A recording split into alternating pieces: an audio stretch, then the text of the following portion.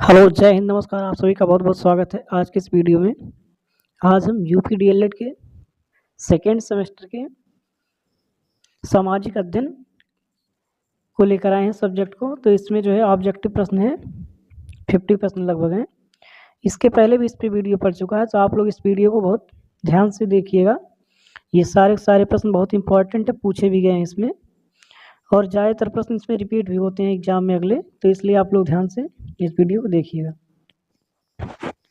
चलिए स्टार्ट करते हैं। पहला प्रश्न हमारा है कि पूर्णिमा से अमावस्या तक घटते चांद के पखवाड़े को क्या कहते हैं? ऑप्शन ए शुक्ल पक्ष, बी कृष्ण पक्ष, सी है शुक्ल और कृष्ण पक्ष दोनों, डी है उपयुक्त में से कोई नहीं। अब जो पूर्णिमा से अमावस्या तक जो चांद घटता रहता है उसके पखवाड़े को क्या कहते हैं, इसमें बताना है। तो इसको बोलते हैं कृष्ण पक्ष। ऑप्शन नंबर बी हमारा राइट आंसर हो जाएगा, कृष्ण पक्ष। अगला प्रश्न है, गोल पृथ्वी के केंद्र को कहा जाता है। जो पृथ्वी गोल है उसके केंद्र को क्या बोलते हैं? क्रोड, मेंटल, भूपर्पटी या उपयुक्त सभी। तो जो पृथ्वी गोल है इसके केंद्र को हम लोग क्रोड बोलते हैं या core. Option number A right answer हो जाएगा, क्रोड। नेक्स्ट प्रश्न हमारा है कि वायुमंडल में पाई जाने वाली ऑक्सीजन की मात्रा है कितनी है? जो वायुमंडल में हमारी ऑक्सीजन पाई जाती है, 1%, 78%, 21%, 16%। तो वायुमंडल में जो ऑक्सीजन पाई जाती है इसकी मात्रा होती है 21%। ऑप्शन नंबर बी जो है राइट आंसर हो जाएगा। और सबसे अधिक पाई जाती है नाइट्रोजन, 78%, और दूसरे नंबर पे है ये ऑक्सीजन, और 1% में अन्य गैसें पाई जाती हैं। अगला प्रश्न है कि हमारे मूल संविधान में कुल अनुसूचियां हैं। हमारे मूल संविधान में कितनी अनुसूचियां हैं? 8, बी 10, सी 12 और D 15।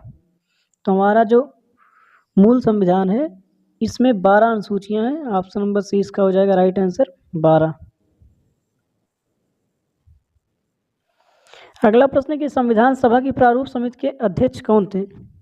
Doctor Rajendra Prasad, doctor Bhimrao Ambedkar, Sardar Vallabh भाई पटेल या जवाहरलाल नेहरू। तो संविधान सभा की जो प्रारूप समिति है उसके अध्यक्ष थे डॉक्टर भीमराव अम्बेडकर। तो ऑप्शन नंबर बी इसका हो जाएगा राइट आंसर, प्रारूप समिति के अध्यक्ष थे।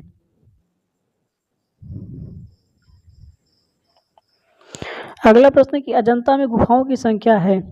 अजंता में कितनी गुफाएं हैं? 42, ऑप्शन बी 20, सी 25, ऑप्शन डी 30। तो अजंता में जो गुफाएं हैं ये हैं 30 इनकी संख्या है। तो ऑप्शन नंबर हो जाएगा डी राइट आंसर, 30। इस वीडियो को आप लोग अच्छे से देख लीजिएगा और याद भी कर लीजिएगा इसमें से, चूंकि सारे प्रश्न बहुत ही इम्पोर्टेंट होने वाले हैं, सब महत्वपूर्ण हैं। 107 नंबर का प्रश्न है कि बिंदुसार की मृत्यु के समय अशोक किस स्थान पर वायसराय था? Takshashila, option B Ujjain, option C Saurashtra, option D Tosali. तो ये जो है तक्षशिला हो जाएगा। ऑप्शन नंबर ए हो जाएगा तक्षशिला। बिंदुसार की मृत्यु के समय अशोक जो है तक्षशिला का वायसराय था। Option number A right answer हो जाएगा हमारा इसमें। अगला प्रश्न है कि सबसे पहले भारत कौन आया था? Option A Hiuen Tsang, option B Marco Polo, option C Ibn Battuta, option D Megasthenes. तो भारत में सबसे पहले कौन आया था इसमें बताना। ऑप्शन नंबर डी हो जाएगा हमारा राइट आंसर, मेगस्थनीज। सबसे पहले इन चारों में से सबसे पहले आया था मेगस्थनीज। अगला प्रश्न है कि हर्षचरित के रचयिता कौन थे? Option A Harsha, B Banabhatta, option C Bhavabhuti, D Matanga. तो हर्षचरित के जो रचयिता हैं ये हैं वाणभट्ट। ये भी इंपॉर्टेंट प्रश्न है। Option number B right answer हो जाएगा, वाणभट्ट।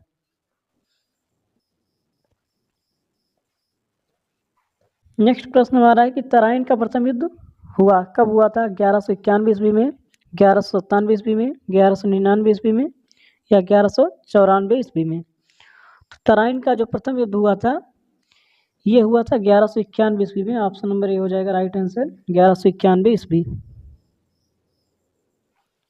अगला प्रश्न है कि पाल वंश की स्थापना की। पाल वंश की स्थापना किसने की थी? गोपाल ने, ऑप्शन बी धर्मपाल ने, सी देवपाल ने और डी नारायण पाल ने। तो पाल वंश की जो स्थापना की थी ये की थी हमारा गोपाल ने। Option number A right answer हो जाएगा गोपाल। अगला प्रश्न है कि चालुक्य वंश के सबसे प्रतापी राजा कौन थे? जय सिंह, पुलकेशिन प्रथम, पुलकेशिन द्वितीय या रणराज? तो चालुक्य वंश के जो सबसे प्रतापी राजा थे ये थे पुलकेशिन द्वितीय। ऑप्शन नंबर सी हमारा हो जाएगा राइट आंसर, पुलकेशिन द्वितीय राइट आंसर हो जाएगा इसमें। नेक्स्ट प्रश्न है 114 नंबर का कि संविधान निर्मात्री सभा के अध्यक्ष कौन थे? डॉक्टर भीमराव अम्बेडकर, डॉक्टर राजेंद्र प्रसाद, पंडित जवाहरलाल नेहरू या महात्मा गांधी? तो इसमें जो संविधान निर्मात्री सभा के जो अध्यक्ष थे ये थे doctor Rajendra Prasad. Option number B हो जाएगा right answer, doctor Rajendra Prasad. Next प्रश्न हमारा है कि भूजल स्रोत है, किस चीज का भूजल स्रोत है? वर्षा जल का, तालाब का, नदी का, उपयुक्त सभी का? तो जो भूजल होता है ये वर्षा जल का स्रोत होता है। तो ऑप्शन नंबर ए जो है हो जाएगा राइट आंसर, वर्षा का जल।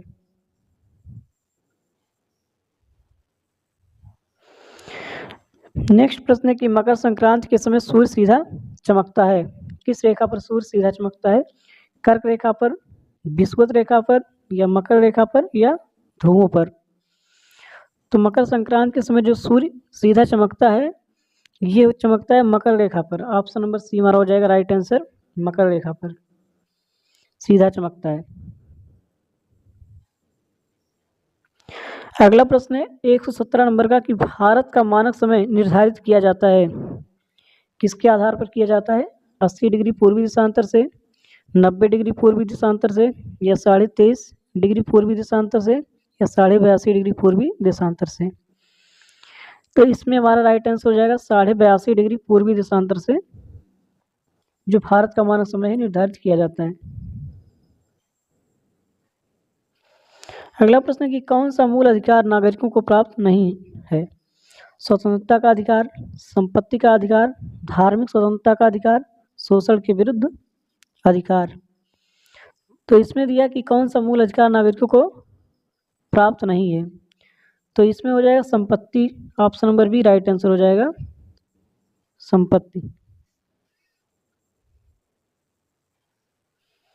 119 नंबर का प्रश्न है ये तत्व नीति निर्देशक न्यायालयों के लिए उपयोगी प्रकाश स्तंभ है, यह कथन किसने कहा है?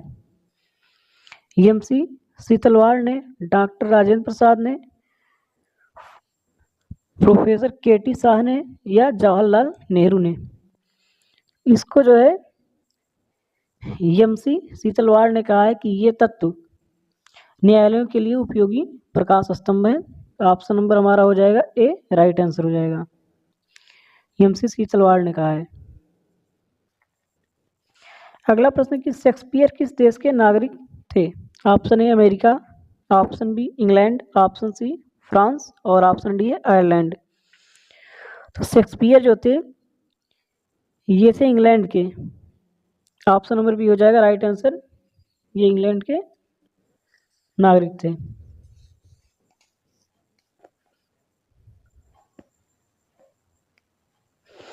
अगला प्रश्न है कि चोल काल निर्मित सर्वोत्कृष्ट प्रतिमा है? ऑप्शन ए विष्णु की, ऑप्शन बी नटराज की, ऑप्शन डी भगवान वेंकटेश्वर की, ऑप्शन डी भगवान बुद्ध की? तो ये जो चोल काल निर्मित सर्वोत्कृष्ट प्रतिमा है ये है नटराज की। ऑप्शन बी हो जाएगा राइट आंसर इसका।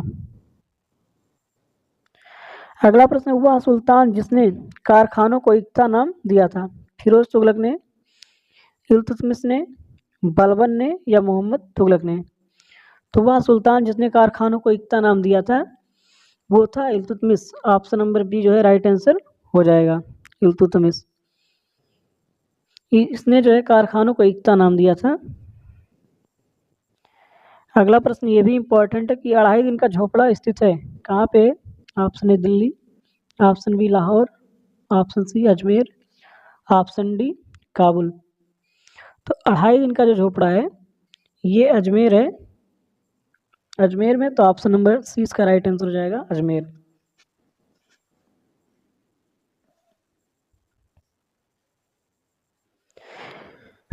अगला प्रश्न है कि हिजरी संवत चलाया गया था कब? ऑप्शन ए बाबर द्वारा, बी हुमायूं द्वारा, ऑप्शन सी है अकबर द्वारा, या ऑप्शन डी है शाहजहां द्वारा। तो हिजरी संवत जो है ये चलाया गया था अकबर द्वारा। तो ऑप्शन नंबर जो है सी राइट आंसर हो जाएगा, अकबर ने इसको चलाया था। अगला प्रश्न है कि खानवा युद्ध के लिए प्रसिद्ध क्षेत्र स्थित है। कौन सा क्षेत्र है जो प्रसिद्ध है? दिल्ली में, आगरा में, सोनीपत में, ऑप्शन डी फतेहपुर सीकरी में। तो खानवा का जो युद्ध है ये प्रसिद्ध है फतेहपुर सीकरी में। इसका क्षेत्र जो है ऑप्शन नंबर डी हो जाएगा, right answer Fatehpur Sikri. Next प्रश्न है 126 नंबर का कि मराठों की स्वतंत्रता के युद्ध का नेतृत्व किसने किया था? दुर्गादास ने, अहिल्याबाई ने, ताराबाई ने, या जीजाबाई ने। तो मराठों का जो स्वतंत्र युद्ध का नेतृत्व किया था ये ताराबाई ने किया था। ऑप्शन नंबर सी हमारा हो जाएगा राइट आंसर, ताराबाई ने।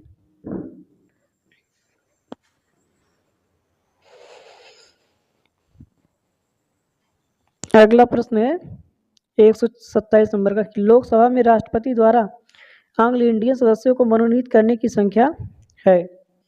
मतलब कितने लोग को राष्ट्रपति मनोनीत कर सकता है इसमें? ऑप्शन ए 2, ऑप्शन बी है 4, ऑप्शन सी 5, ऑप्शन डी 12। तो लोकसभा के जो राष्ट्रपति होते हैं वो आंग्ल इंडियन सदस्यों को जो है मनोनीत करने के लिए 2 को जो है कर सकते हैं, 2 सदस्य को। ऑप्शन नंबर ए हमारा हो जाएगा राइट आंसर 2। 128 नंबर का प्रश्न है सर्वोच्च न्यायालय को अपने फैसलों को बदलने का अधिकार है, बदलने का अधिकार नहीं है। ऑप्शन सी बदलने का अधिकार केवल मुख्य न्यायाधीश को है, या बदलने का अधिकार केवल न्याय मंत्रालय को है।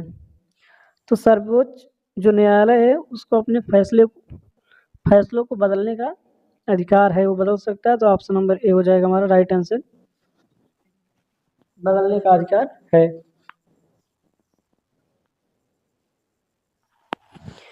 अगला प्रश्न कि कौन सा मौलिक अधिकार सर्वाधिक विवाद का विषय रहा है? एकता का अधिकार, स्वतंत्रता का अधिकार, संपत्ति का अधिकार, या धार्मिक स्वतंत्रता का अधिकार। अब इसमें कौन सा मौलिक अधिकार सर्वाधिक विवाद का विषय था?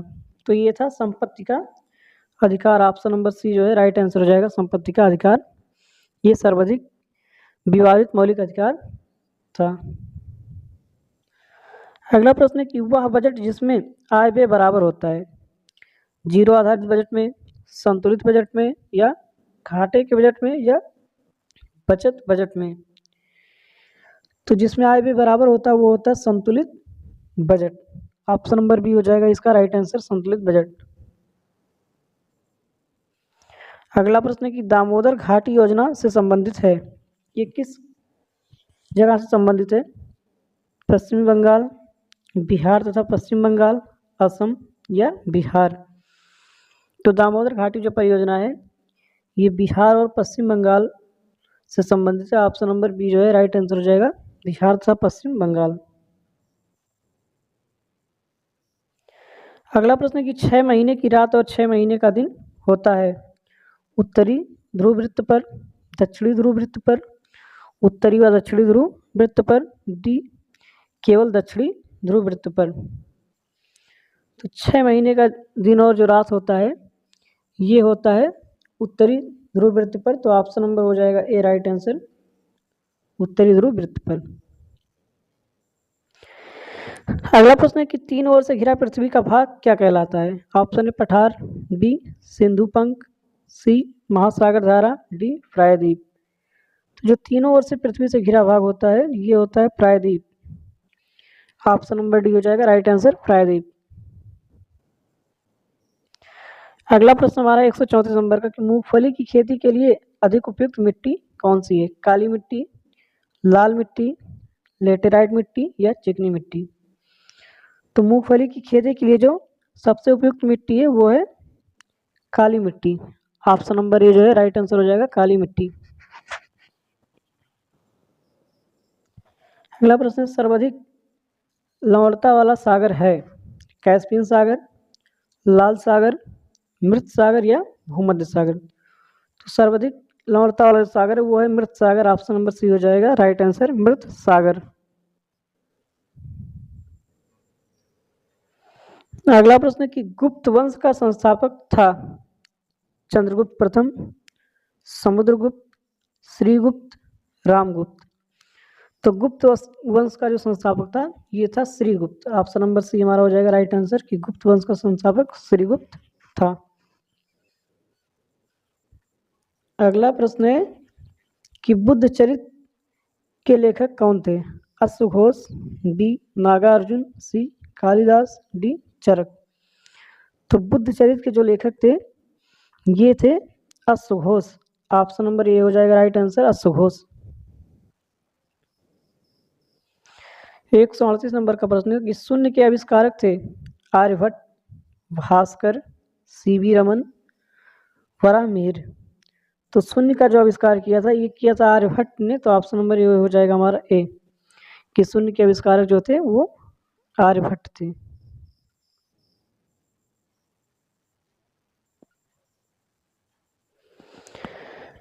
अगला प्रश्न कि हर्षचरित के लेखक थे? ये तो अभी आया था ऊपर। हर्षचरित के लेखक जो है ये बाणभट्ट थे। ऑप्शन नंबर ए इसका राइट आंसर हो जाएगा, रिपीट हो गया है इसमें। अगला प्रश्न है कि 140 का कि चंदेल शासकों की राजधानी कहाँ पे थी? उज्जैन में थी या धार में? ऑप्शन सी खजुराहो में, ऑप्शन डी कन्नौज में? तो चंदेल शासकों की जो राजधानी थी ये थी खजुराहो में। तो ऑप्शन नंबर हो जाएगा सी राइट आंसर खजुराहो। अगला प्रश्न है कि दास वंश कहा जाता है, किसको कहा जाता है? चंदेल वंश को, चंदेश वंश को, या मंगोल साम्राज्य को, गुलाम वंश को, या इनमें से कोई नहीं? तो दास वंश जो कहा जाता है ये कहा जाता है गुलाम वंश को। ऑप्शन नंबर सी हो जाएगा हमारा राइट आंसर कि गुलाम वंश को जो है दास वंश कहा जाता है। अगला प्रश्न है कि गुलाम वंश का अंतिम शासक कौन था? फिरोज शाह, गयासुद्दीन बलबन? ऑप्शन सी है कैकूबाद, ऑप्शन डी इनमें से कोई नहीं? तो गुलाम वंश का जो अंतिम शासक था ये था कैकूबाद। ऑप्शन नंबर हो जाएगा सी राइट आंसर कैकूबाद। अगला प्रश्न है कि मौसम संबंधी घटनाएं वायुमंडल की किस परत में घटित होती हैं? ऑप्शन ए समताप मंडल, ऑप्शन बी क्षोभ मंडल, ऑप्शन सी आयन मंडल, ऑप्शन डी बहिर्मंडल? तो मौसम संबंधी जो घटनाएं घटित होती हैं ये होती हैं क्षोभ मंडल में हमारा। तो ऑप्शन नंबर हो जाएगा डी राइट आंसर हो जाएगा क्षोभ मंडल। अगला प्रश्न है 144 नंबर का कि वायु दाब को मापने की इकाई क्या है? Millibar, Celsius, kelvin, option D ampere? तो वायु दाब को जो मापने की इकाई है मिलीबार। ऑप्शन नंबर ए हो जाएगा राइट आंसर मिलीबार। अगला प्रश्न है कि मानसूनी हवाओं की दिशा में परिवर्तन होता है 24 घंटे में, 6 माह में, 3 माह में, या 12 घंटे में? तो मानसूनी जो हवाएं होती हैं उनमें जो परिवर्तन होता है वो 6 माह में होता है। ऑप्शन नंबर बी हो जाएगा राइट आंसर 6 माह। अगला प्रश्न है कि गर्म तथा ठंडी धाराओं के मिलने के स्थान पर उत्पन्न होती है प्लैक्टन धारा, सारगैसम घास, जलकुंभी, या गाजर घास? तो गर्म तथा ठंडी जो धाराएं उनके मिलने के बाद जो स्थान उत्पन्न होता है उसमें वो होता है प्लैक्टन धारा। ऑप्शन नंबर हो जाएगा ए राइट आंसर प्लैक्टन धारा। Option number A right answer हो जाएगा। अगला प्रश्न है कि भारतीय नागरिकों को कितने मूल अधिकार प्राप्त हैं? Option A 2, option B 4, option C 6, option D 8? तो जो भारतीय नागरिक हैं इनको जो है 6 मूल अधिकार प्राप्त है। तो ऑप्शन नंबर सी हो जाएगा राइट आंसर 6। अगला प्रश्न है कि सूचना का अधिकार अधिनियम 2005 पारित हुआ था। कब पारित हुआ था? 15 अप्रैल 2005 को, 15 अगस्त 2005 को, या 15 जून 2005? ऑप्शन डी है 15 सितंबर 2005। तो सूचना का अधिकार अधिनियम 2005 ये हुआ था 15 जून 2005 को पारित हुआ था। ऑप्शन नंबर बी हो जाएगा हमारा राइट आंसर 15 जून 2005। अगला प्रश्न है कि सूफी संप्रदाय के धर्म उपदेशक कहलाते थे। सूफी, बी जर्राह, सी पीर और ऑप्शन डी है खान सामा। तो सूफी संप्रदाय के जो धर्म उपदेशक कहलाते थे उसको पीर कहा जाता था। ऑप्शन नंबर हो जाएगा सी राइट आंसर पीर। अगला प्रश्न है कि हरित क्रांति की शुरुआत कब हुई थी? 1970, 1960 में या फिर 2010 में या फिर 2011 में? हरित क्रांति की शुरुआत जो हुई थी ये हमारी हुई थी 1960 में। ऑप्शन नंबर भी हो जाएगा राइट आंसर 1960। अगला प्रश्न है कि हरित क्रांति संबंधित है किस चीज से संबंधित है? कृषि के व्यापारीकरण से, कृषि उत्पादन में आत्मनिर्भरता से, ऑप्शन सी है पशुधन से, ऑप्शन डी है कृषि उत्पादन वृद्धि से। तो जो हरित क्रांति है ये कृषि उत्पादन में आत्मनिर्भरता से संबंधित है। ऑप्शन नंबर बी हो जाएगा राइट आंसर। तो बस आज की वीडियो में इतना ही है।